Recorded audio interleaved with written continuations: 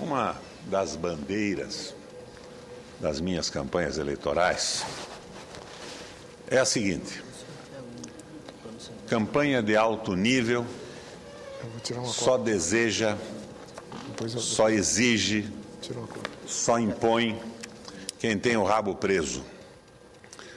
Quando se entra num debate eleitoral, todas as verdades e os fatos que precisam ser conhecidos devem ser expostos.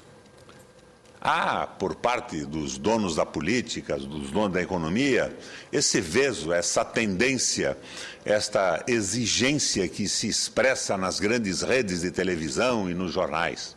Queremos uma campanha de alto nível. E essa exigência é exatamente daquelas pessoas que não querem discutir os pontos aonde os seus próprios rabos, as suas longas e felpudas caudas estão ilhadas. Quando assumi o governo do Paraná pela segunda vez, em 2003, um dos grandes desafios que batia às portas do Palácio Iguaçu era a jogatina irrefreada que tomara conta do estado do Paraná. As casas de bingo, os mal disfarçados cassinos, os caça-níqueis proliferavam-se com a velocidade dos cogumelos depois da chuva. O governo que me antecedera, de forma ilegal, já que havia sido incompetente para conter essa proliferação, liberara o jogo. Mais que isso, o secretário de Estado que franqueara o jogo tornara-se ele próprio dono de casas de jogo. Como diria aquele famoso locutor esportivo: que beleza, que situação maravilhosa. A ilegalidade transitava com absoluta franquia e tolerância dos poderes estaduais. Assim, um dos expoentes da jogatina no Paraná era o inefável, o poderoso, o industrioso e hoje altamente discutido Carlinhos Cachoeira. Aliás, presidente, eu vi umas fotografias e umas imagens televisadas do Carlos Cachoeira num depoimento que não prestou ontem numa vara do Distrito Federal de Goiás. A sua decadência física e pessoal é absoluta. Ele está sofrendo fisicamente, de uma forma extraordinariamente dura, o pagamento do preço do lío que se envolveu nesse processo extraordinário de corrupção pública no nosso país. A mesma rede de corrupção, de envolvimento de pessoas graúdas e graduadas, que hoje se revela na investigação em curso do Carlos Cachoeira, verificava-se lá no nosso Paraná.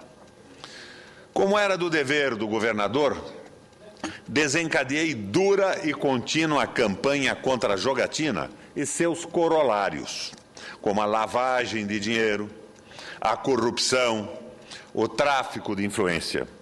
Foi aí que o meu governo começou a enfrentar uma sequência de liminares, liberando uma a uma as casas de bingo que a polícia fechava. Era, senador Jorge Viana, uma queda de braço diária. A casa de bingo que a polícia lacrava num dia era reaberta no dia seguinte por uma liminar de um juiz. Na concessão dessas liminares a favor da jogatina, distinguia-se um desembargador do Tribunal Regional Federal da 4ª Região, hoje já famoso e notório desembargador Antônio Lippmann Júnior. Mais que isso, não satisfeito em enfrentar o governo, que combatia a jogatina, o desembargador passou a censurar minhas aparições na televisão e no rádio do Estado. Estabeleceu um rol de assuntos e pessoas sobre os quais e as quais eu não poderia falar. Era uma censura prévia, a defesa dos corruptos, a impossibilidade da denúncia pública da corrupção. Tirou-me do ar, fixou-me pesadíssimas multas todas as vezes em que eu denunciava um caso claro de corrupção, quando me manifestava contra o assalto ao erário ou contra o bingo e seus patrocinadores e a consequente lavagem de dinheiro do crime organizado. Especialmente, eu não podia falar daquele ex-secretário de Estado que liberara o bingo e tornara-se dono de casas de bingo. Estava proibido, censura prévia, antecipada. Se eu chamasse ladrão pelo nome, lá vinha uma punição. Lá vinha a censura aos meios de comunicação do Estado. A tese era a seguinte: só se pode chamar um ladrão de ladrão depois que ele for condenado com sentença transitada em julgado.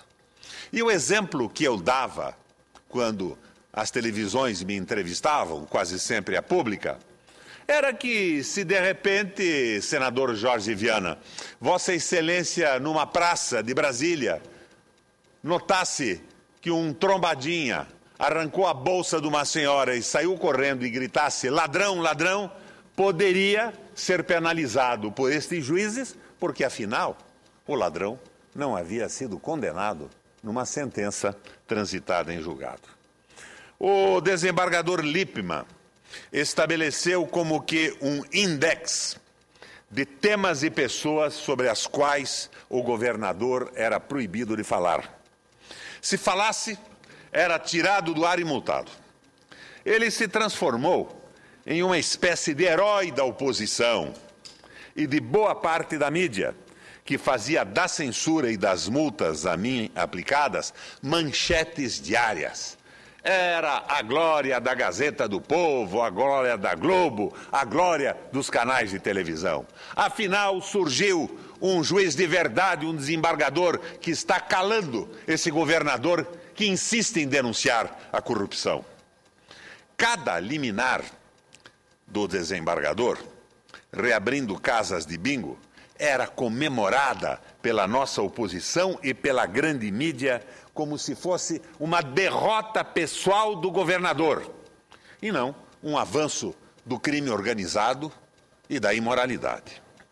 Foram dias duros, foram dias de provação, até que uma lei federal, a par de uma decisão do Supremo Tribunal Federal, decidisse proibir o jogo do bingo. Foram dias de provação para mim, governador, e para o governo do Paraná.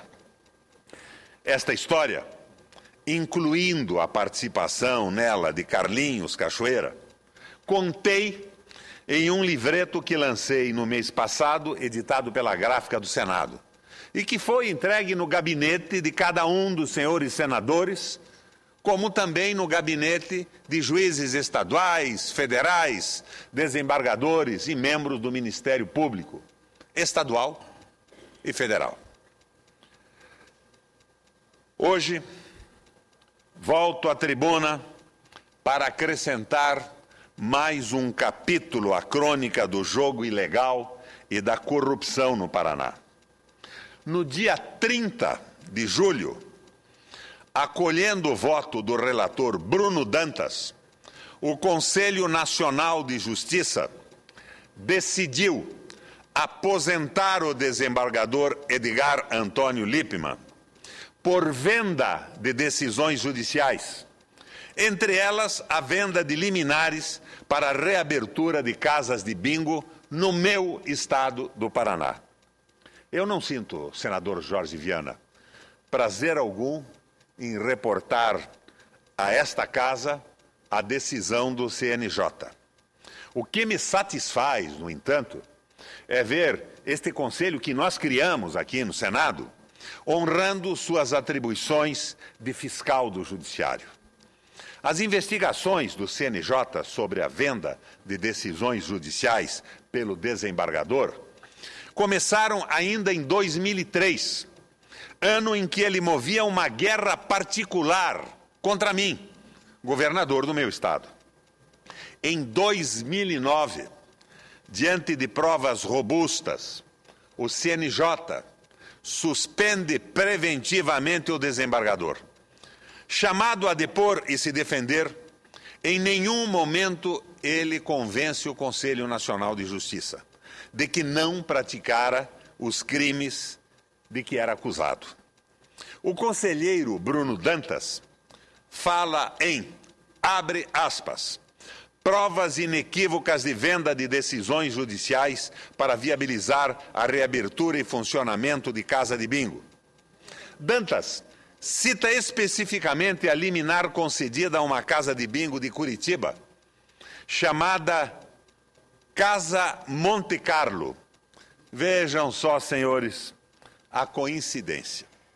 Afirma Dantas em seu voto, abre aspas, tornou possível comprovar as frenéticas transações financeiras e imobiliárias realizadas durante o período em que o requerido atuou como relator do agravo de instrumento interposto pelo bingo Monte Carlo. Fecha aspas. Bruno Dantas observa que, embora os depoimentos colhidos na investigação fossem consistentes e coerentes, entre aspas, não passaram de um mero ponto de partida, já que, abre aspas, vasto acervo documental demonstrou indubitavelmente que o desembargador utilizou-se da ex-mulher e até mesmo dos filhos como laranjas, aspas, para ocultar os bens adquiridos a partir de sua atividade ilícita. Sobre as transações imobiliárias e a movimentação financeira de Lippmann, diz ainda o conselheiro, num esforço vão de ludibriar a fiscalização que a Receita Federal promove com base nas declarações de renda de pessoa física, o requerido realizou séries de transações imobiliárias dentro do ano calendário de 2004, esvaziando artificialmente o seu patrimônio pessoal e inflando o patrimônio dos seus familiares, que não possuíam qualquer renda ou lastro financeiro capaz de justificar as referidas transações. Na sequência dessa afirmação, o conselheiro arrola os tantos terrenos, casas, apartamentos e conjuntos comerciais adquiridos pelo desembargador e registrados em nome da ex-mulher e de seus filhos. Observa Dantas, aspas, os relatórios da Receita Federal de Movimentação Financeira, CPMF, chamaram a atenção para a incompatibilidade entre os rendimentos oficiais auferidos pelo requerido e o fluxo de recursos que transitaram por suas contas, principalmente no ano de 2004. E continua o conselheiro do CNJ. Vale dizer, entre os anos de 2000 e 2004, os rendimentos brutos do requerido sofreram variação positiva de aproximadamente 10%. No mesmo período, sua movimentação financeira global variou aproximadamente astronômicos 2.000%.